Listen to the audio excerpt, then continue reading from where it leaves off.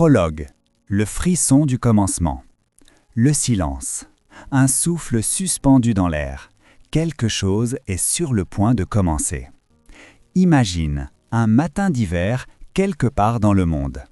Un homme se réveille, le visage encore marqué par la fatigue. Il regarde son reflet dans le miroir et ne voit qu'un écho de lui-même. Il se dit « Demain, j'essaierai encore ». Mais demain ressemble toujours à hier.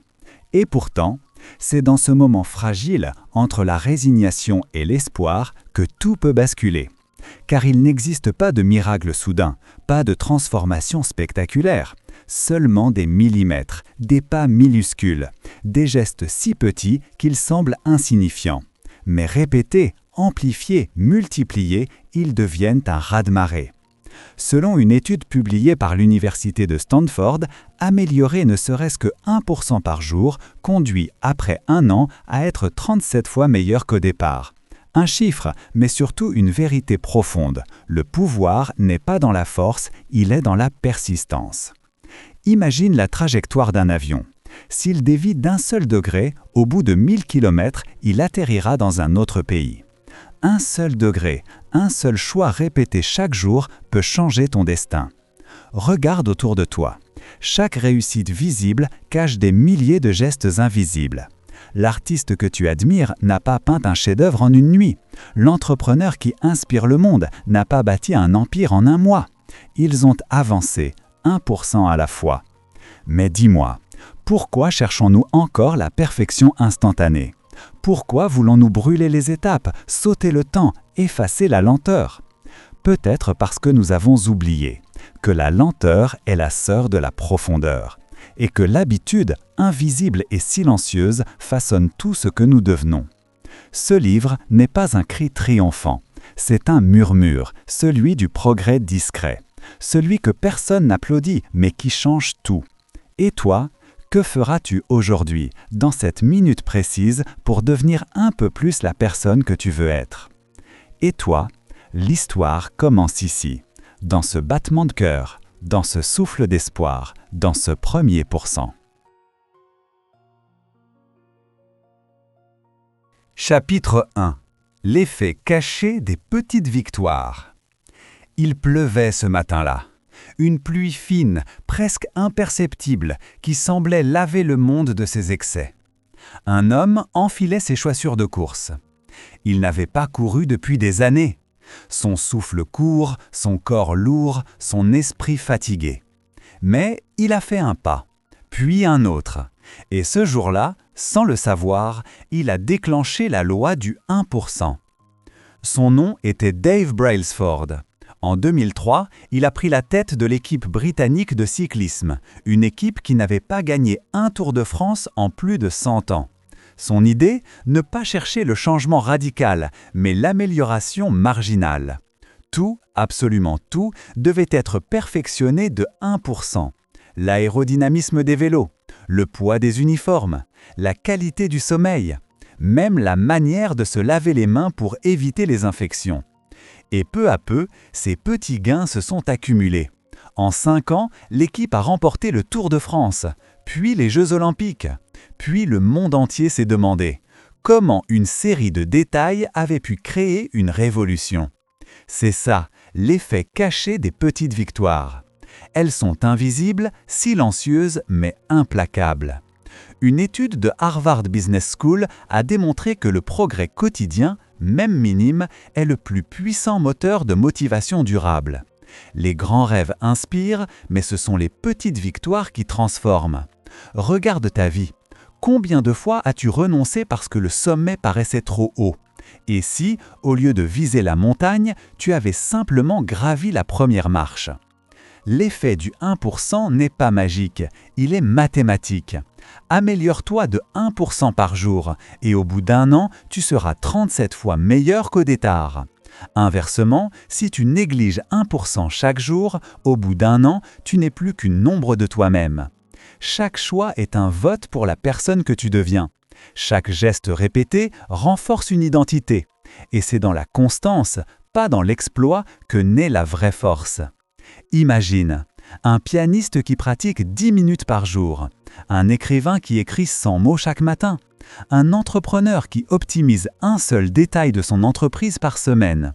Au début, rien ne semble changer, mais un jour, il se retourne et découvre que le monde n'est plus le même. Le cerveau, lui aussi, aime le 1%. Selon la neuroplasticité observée par le docteur Michael Merzenich, nos neurones se reconfigurent en fonction de la répétition. Chaque amélioration minime grave un nouveau chemin dans ton esprit. Chaque action répétée devient plus fluide, plus naturelle, plus automatique.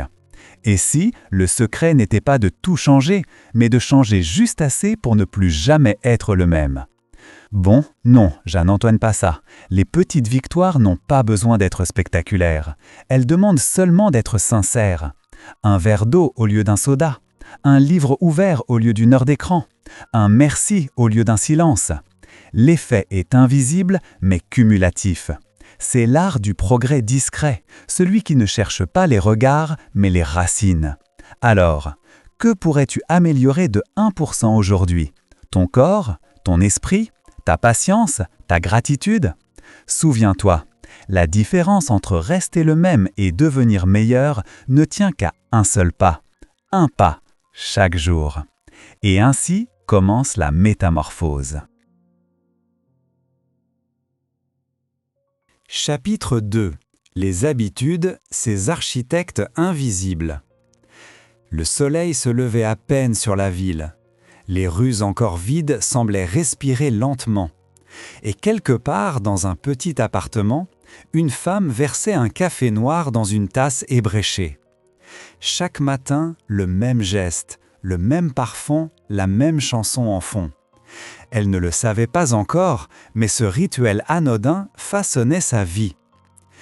Les habitudes sont des architectes silencieux. Elles bâtissent, sans bruit, les fondations de ton existence. Elles décident de ta santé, de ton humeur, de ton avenir, bien plus que ta volonté seule.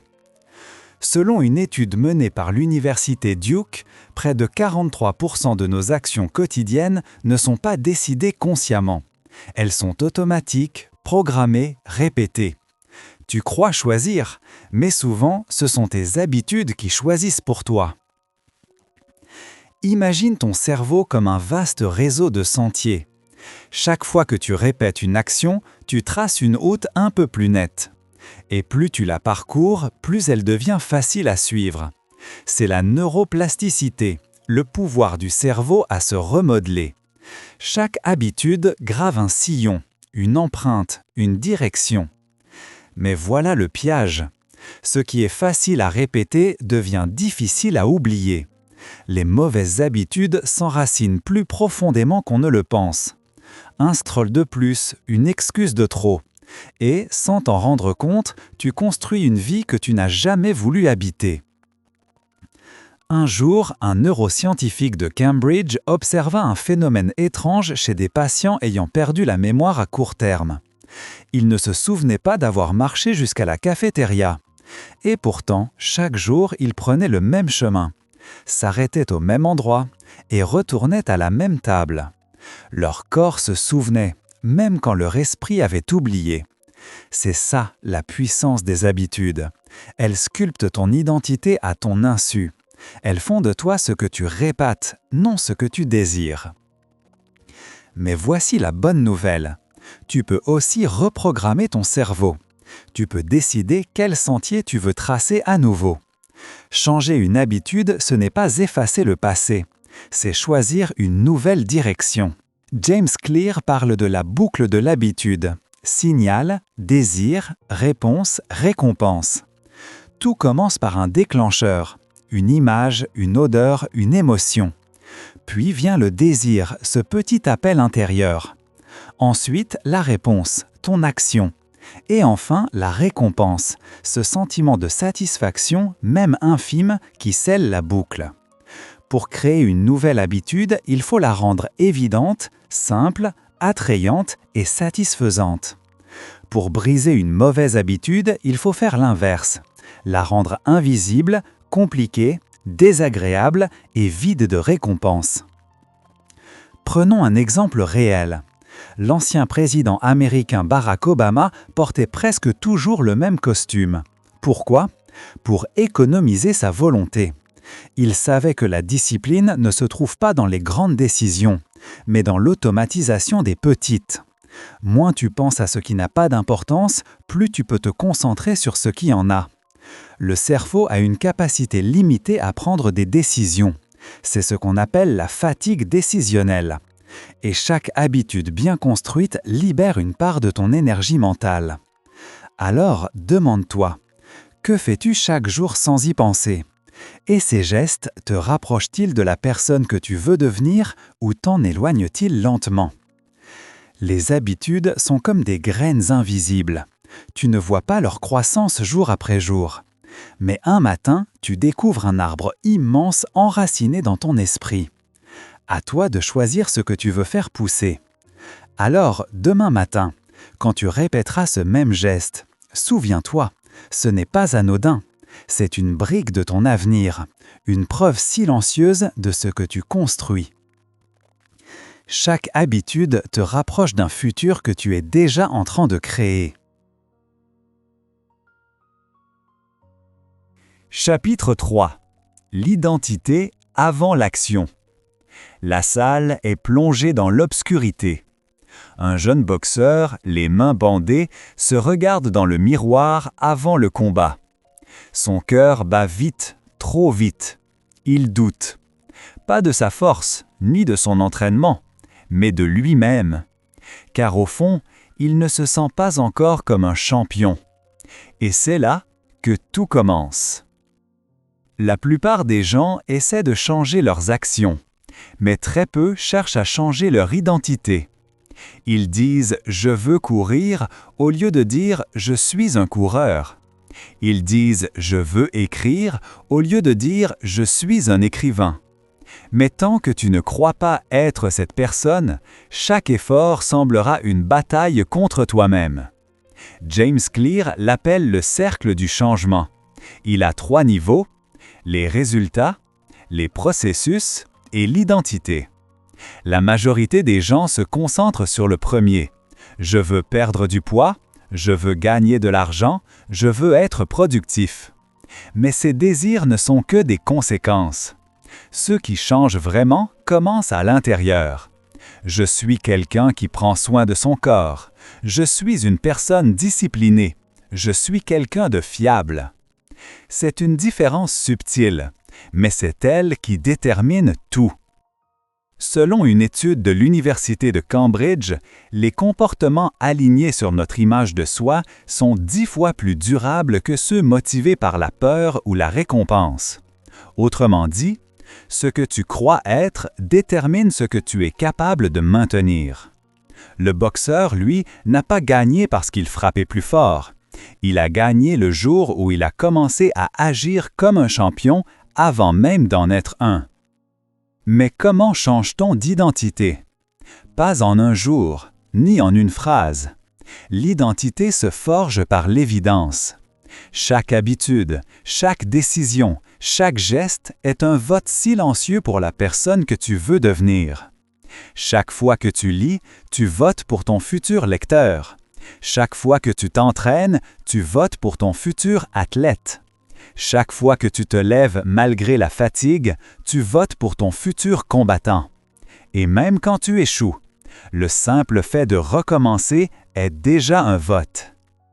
Les neurosciences confirment ce pouvoir. Le cerveau est conçu pour renforcer les chemins qu'il parcourt le plus souvent. La répétition n'est pas de la faiblesse, c'est la preuve de l'évolution. Et chaque « je suis » répété intérieurement devient une prophétie neuronale. Mais attention, l'inverse est tout aussi vrai. Chaque fois que tu te dis « je ne suis pas discipliné »,« je n'ai pas de chance »,« je suis nul avec l'argent », tu votes contre toi-même. Ton cerveau, docile, t'écoute et construit un monde conforme à ta croyance. Alors pose-toi cette question. Qui es-tu quand personne ne regarde? Agis-tu comme la personne que tu veux devenir ou comme celle que tu as cessé d'être mais que tu n'as jamais osé quitter? Parce qu'au fond, c'est là où tout commence. L'identité est comme un feu. Si tu l'alimentes chaque jour par de petites brases, un geste, un choix, une victoire minuscule, elle finit par brûler tout ce que tu étais avant. Ce n'est pas le monde qui doit croire en toi, c'est toi. Et ce feu-là, personne ne peut l'éteindre. Alors, demain matin, quand tu te lèveras, ne te demande pas « Que dois-je faire aujourd'hui ?» Demande-toi plutôt « Qui vais-je être aujourd'hui ?» et agis comme si c'était déjà vrai. Car le changement le plus profond ne commence pas dans les mains, mais dans l'âme. Chapitre 4. Les lois invisibles du progrès durable. Une pièce blanche, silencieuse. Des écrans illuminent des visages concentrés. Des chercheurs observent, fascinés, le ballet de la dopamine dans le cerveau d'un volontaire. Sur l'écran, une lumière s'allume. Quelques secondes plus tard, une récompense apparaît. Et là, un pic lumineux traverse les circuits neuronaux. Le cerveau, en un instant, a appris à anticiper le plaisir. C'est ainsi que naissent toutes les habitudes, pas dans la volonté, mais dans la chimie.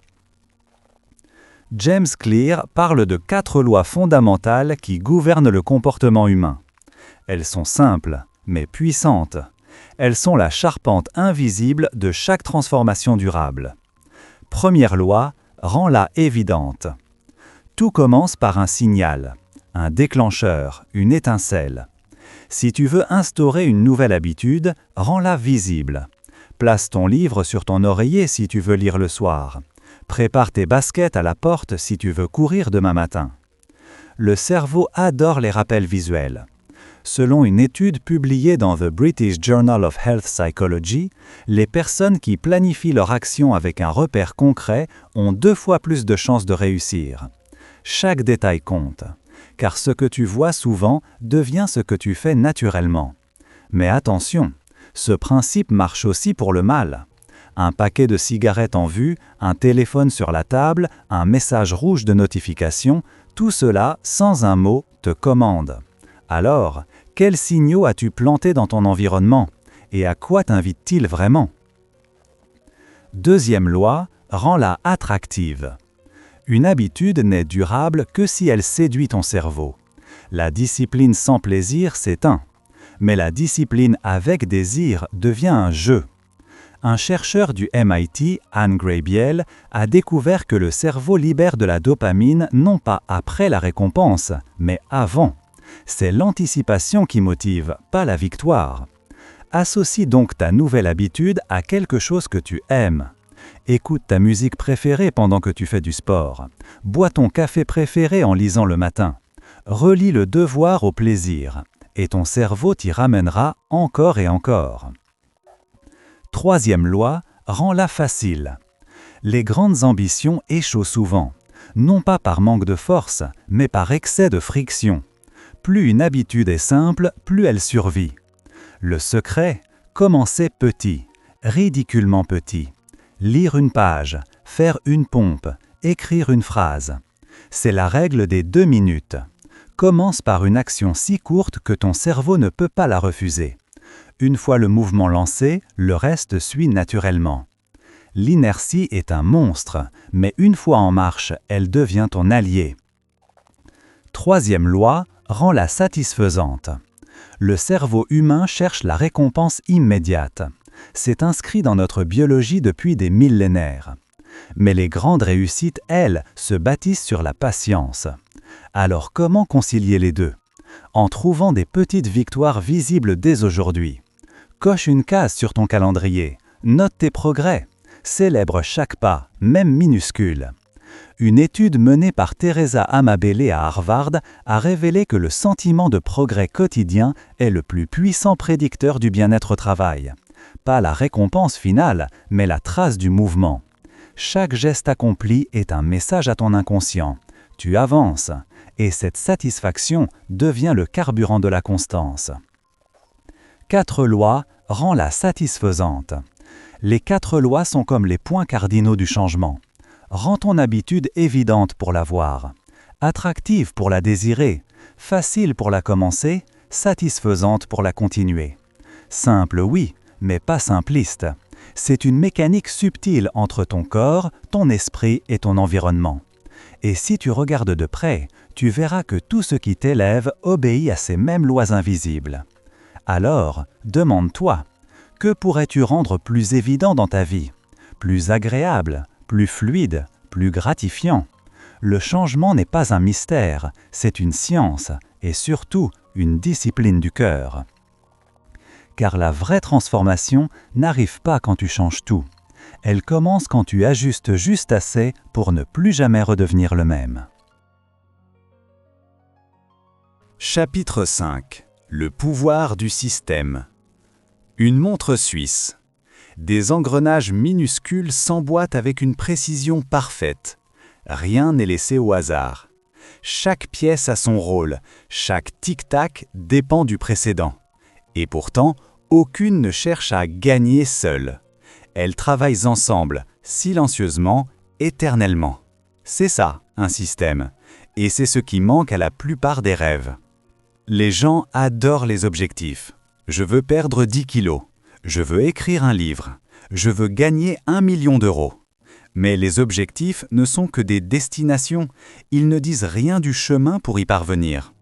Le problème ? Quand tu atteins un objectif, tu cesses souvent l'effort. Quand tu échoues, tu perds la motivation. Mais un système, lui, ne dépend ni du succès ni de l'échec. Il existe parce qu'il fonctionne. James Clear l'explique simplement. Les objectifs fixent la direction, les systèmes créent le progrès. En 1950, au Japon, un ingénieur nommé Taiichi Ohno travaillait chez Toyota. L'entreprise n'était encore qu'une petite marque locale. Mais Ohno comprit quelque chose que le monde entier avait oublié. L'excellence n'est pas le fruit d'un effort héroïque, c'est le résultat d'un processus intelligent. Il créa le Toyota Production System, une méthode fondée sur l'amélioration continue. Chaque employé, du plus haut cadre au plus jeune ouvrier, pouvait proposer un changement de 1%. Pas un grand bouleversement, un détail, un ajustement, un engrenage plus fluide. Et ces petites améliorations cumulées ont transformé Toyota en l'une des entreprises les plus efficaces du siècle. Pas parce qu'ils visaient la perfection, mais parce qu'ils perfectionnaient leur système. Un objectif te dit où aller. Un système te dit comment avancer, même quand tu ne vois plus la route. Tu peux avoir le meilleur but du monde. Si ton environnement, ton organisation, tes habitudes ne l'alimentent pas, tu resteras bloqué. Regarde autour de toi. Ta vie, aujourd'hui, est exactement calibrée pour te donner les résultats que tu obtiens, ni plus ni moins. Alors si tu veux de nouveaux résultats, tu dois changer le système, pas seulement l'intention. Les chercheurs en psychologie comportementale parlent du feedback loop. Chaque action que tu fais produit un résultat. Ce résultat te donne une information, et cette information t'aide à ajuster ton système. C'est comme une boussole intérieure qui s'affine à chaque pas. Mais pour qu'elle fonctionne, il faut une chose essentielle, la constance. Sans constance, le système s'effondre. Avec constance, il devient invincible. Imagine un musicien. Il ne pense pas à jouer dans un stade plein. Il pense à répéter chaque jour, à accorder sa guitare, à respirer juste. Son système, ce sont ses rituels, et ce sont eux qui le mènent à la scène. Ou encore un écrivain. Il ne se dit pas « je dois écrire un chef-d'œuvre ». Il se dit « j'écris chaque matin de 7 à 8 heures ». Et jour après jour, le système crée le miracle. Mais et toi, as-tu un système ou seulement des désirs ? T'appuies-tu sur une routine qui t'élève ou sur la chance et la motivation qui s'évanouissent ? La motivation est capricieuse, le système est fidèle. Alors, plutôt que de rêver d'une vie différente, commence à bâtir les engrenages invisibles qui la rendront inévitable. Car la réussite durable n'est pas le fruit d'un exploit, mais le résultat d'une mécanique bien huilée. Mais si tu arrêtais de courir après les résultats, pour te concentrer sur le processus, car un bon système, même lent, finit toujours par gagner. Chapitre 6. La friction, l'ennemi silencieux. Une salle de concert vide. Sur scène, un violoniste ajuste son instrument. Il joue quelques notes, s'arrête, soupire. Le son n'est pas juste. Un archet mal réglé, une corde trop tendue, une chaise mal placée, rien de grave, mais tout devient difficile. Il ne le sait pas encore, mais ces détails minuscules sont les chaînes invisibles qui retiennent son talent. Dans la vie, ce n'est pas toujours le manque de motivation qui nous freine, c'est la friction. Ce frottement invisible entre l'intention et l'action. Chaque petit obstacle, chaque résistance, chaque « je le ferai plus tard » ajoute du poids à tes rêves. Et souvent, on finit par confondre la fatigue avec l'échec, alors qu'il s'agit simplement de trop de friction. Les chercheurs appellent cela le choice architecture, l'architecture du choix, un concept introduit par Richard Thaler, prix Nobel d'économie. Il a démontré que le simple fait de changer la disposition de ton environnement peut multiplier tes chances d'adopter un meilleur comportement. Par exemple, mettre les fruits à hauteur des yeux dans une cafétéria augmente leur consommation de plus de 25%. Rien d'imposé, juste moins de friction.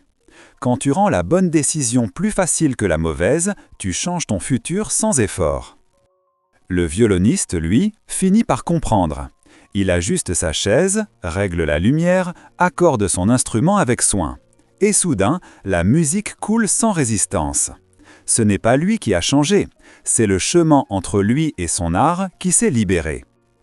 Et toi, combien de frictions alourdissent tes journées? Combien de petits obstacles rendent ton progrès pénible, ton élan fragile? Le réveil trop loin du lit? Le téléphone trop proche de la main? Les notifications toujours allumées? Les tentations à portée d'œil? Chaque détail compte. Chaque friction, aussi minuscule soit-elle, détourne ton énergie de l'essentiel. Dans une étude menée à Harvard, des chercheurs ont demandé à des employés de laisser leur sucrerie à 10 pas de leur bureau au lieu d'un seul. Résultat, ils en consommaient la moitié moins, simplement parce que la friction avait augmenté de quelques secondes. Notre cerveau est paresseux par nature, et parfois, il suffit de quelques mètres pour changer un destin.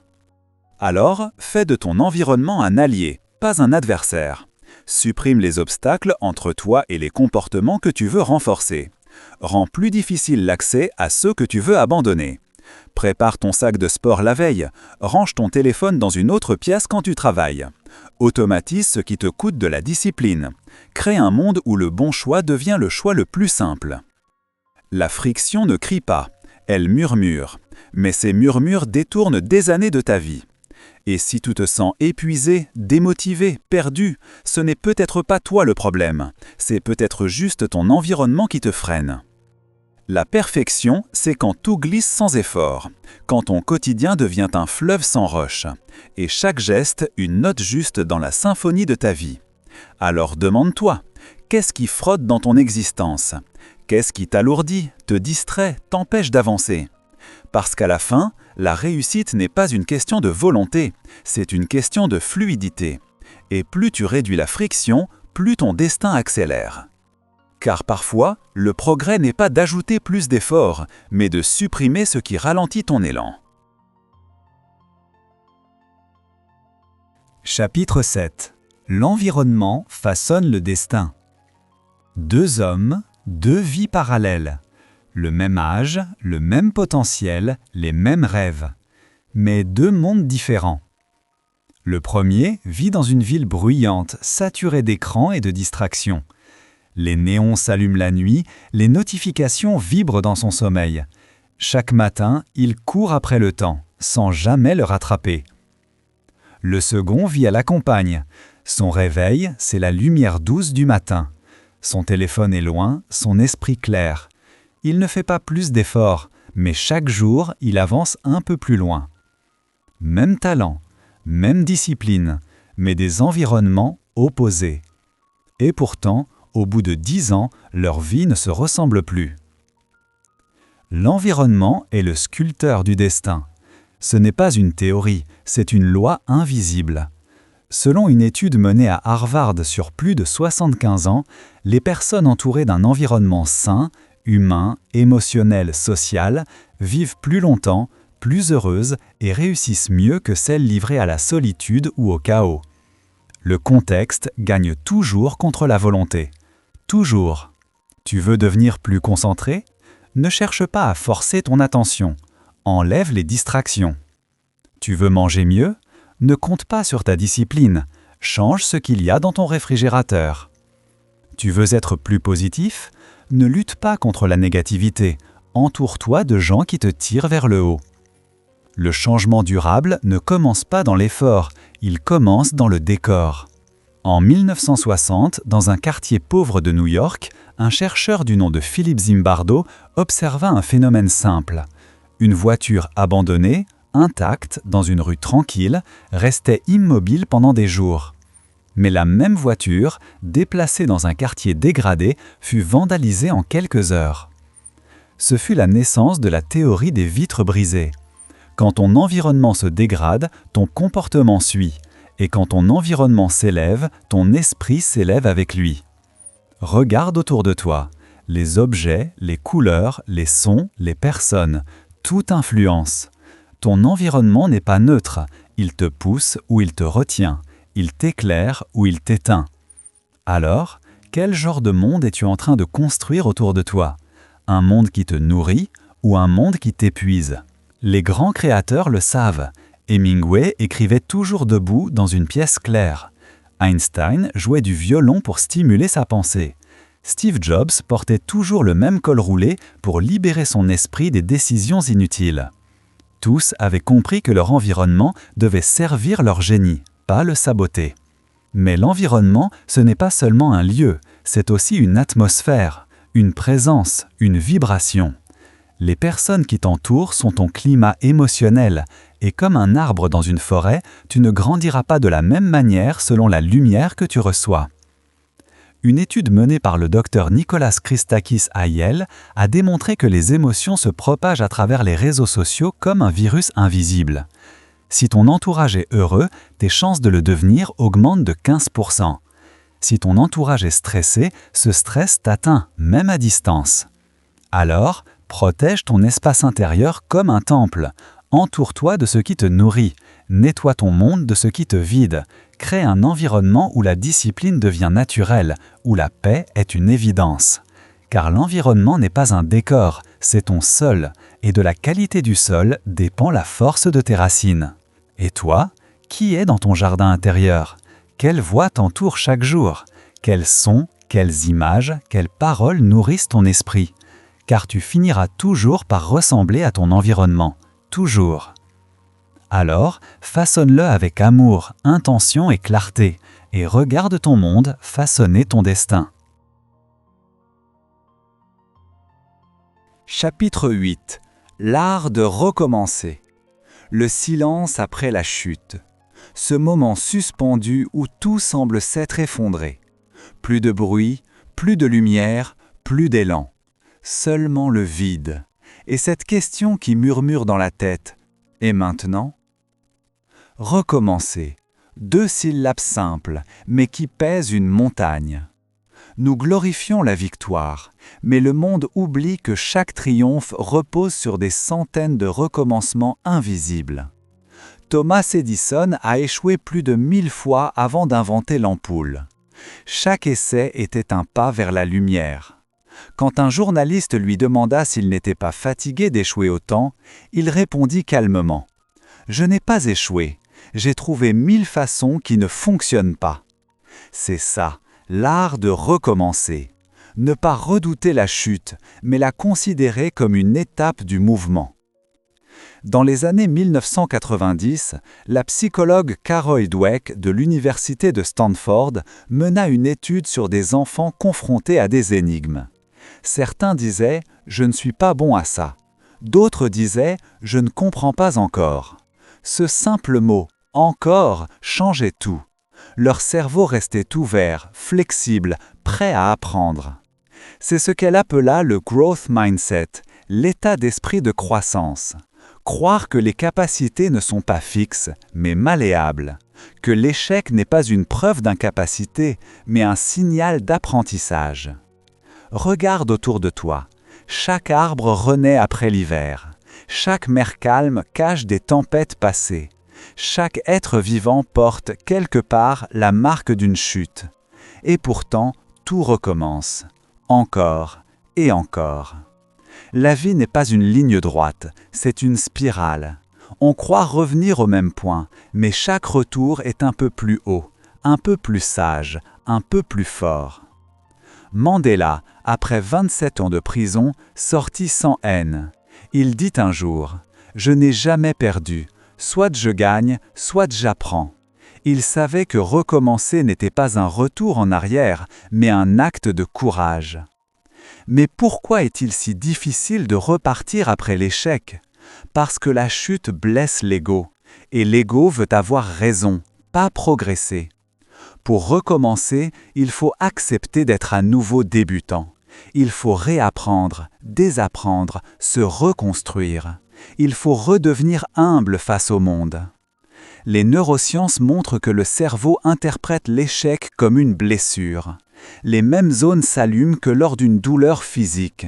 Mais ce même signal active aussi la plasticité neuronale. Le cerveau se réorganise, apprend, s'adapte. Autrement dit, chaque échec ouvre une nouvelle voie si tu acceptes de la traverser. Le plus dur n'est pas de tomber, c'est de tomber sans fermer le cœur. C'est de dire à soi-même « je recommence ». Encore, même si j'ai peur, même si c'est lent, même si personne ne regarde. Recommencer, c'est refuser de mourir avant d'avoir vécu tout ce que tu portes en toi. C'est faire confiance à la vie, même quand elle semble te trahir. C'est croire que chaque fin est une préparation à un nouveau commencement. Alors, toi qui écoutes ces mots, que portes-tu encore comme échec non digéré ? Quelle douleur refuses-tu de transformer ? Et si tu la regardais autrement ? Et si elle était le signe que tu es toujours en mouvement ? Car la vraie force n'est pas de ne jamais tomber, c'est de faire de chaque chute une renaissance. Et peut-être que demain, quand tu penseras avoir tout perdu, tu comprendras que tu étais simplement en train de recommencer. Car recommencer, c'est le plus bel acte de foi qu'un être humain puisse offrir à son destin. Chapitre 9. Le compas de la constance. Le matin se lève lentement. Une lumière dorée traverse la fenêtre. Un homme s'assied à son bureau, ouvre son carnet et écrit la première ligne de la journée. Il le fait depuis 10 ans, chaque matin à la même heure. Parfois inspiré, parfois vide, mais toujours présent. Ce n'est pas du talent, ni du génie, c'est de la constance. La constance, c'est le compas invisible qui oriente la réussite. Elle n'a rien de spectaculaire, elle ne cherche pas l'attention, mais elle triomphe de tout. Tu peux être moins fort, moins rapide, moins brillant, mais si tu restes constant, tu finiras par dépasser ceux qui ont tout, sauf la persévérance. La constance, c'est le pont entre le rêve et la réalité. C'est le feu qui ne s'éteint pas quand les autres abandonnent. Selon une étude de l'Université de Londres, il faut en moyenne 66 jours pour transformer une action en habitude durable. Pas 21, pas 7, 66 jours. 2 mois de gestes répétés, même imparfaits, pour que ton cerveau cesse de lutter et commence à coopérer. Et c'est là que la magie opère. Ce qui était un effort devient une évidence. Ce qui demandait de la discipline devient naturel. Mais la constance, ce n'est pas la perfection. Ce n'est pas faire tous les jours sans jamais faillir. C'est revenir, encore et encore, même après l'oubli, même après le doute, même après la fatigue. Car celui qui revient n'a jamais vraiment quitté. Pense à la mer. Chaque vague semble faible, mais l'océan, lui, ne s'arrête jamais.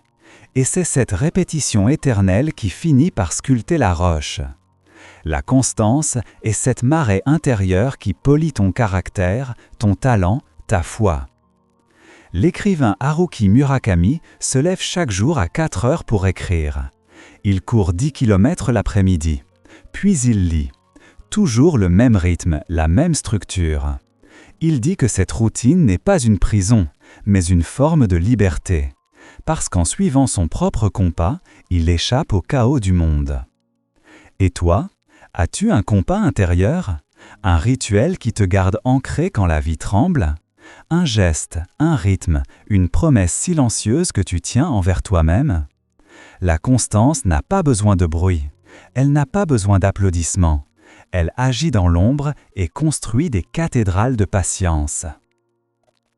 Une étude menée par Angela Duckworth, professeure à l'Université de Pennsylvanie, a démontré que la qualité la plus prédictive du succès n'était ni le QI ni le talent, mais ce qu'elle appelle la grit, la passion et la persévérance sur le long terme.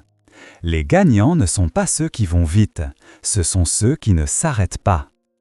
La constance, c'est accepter que le progrès soit parfois invisible, que certaines saisons soient stériles, mais continuer malgré tout, parce que tu crois en la semence même quand tu ne vois pas encore la fleur. Alors que ton compas soit simple, lire une page, bouger ton corps, apprendre une chose nouvelle, exprimer une gratitude.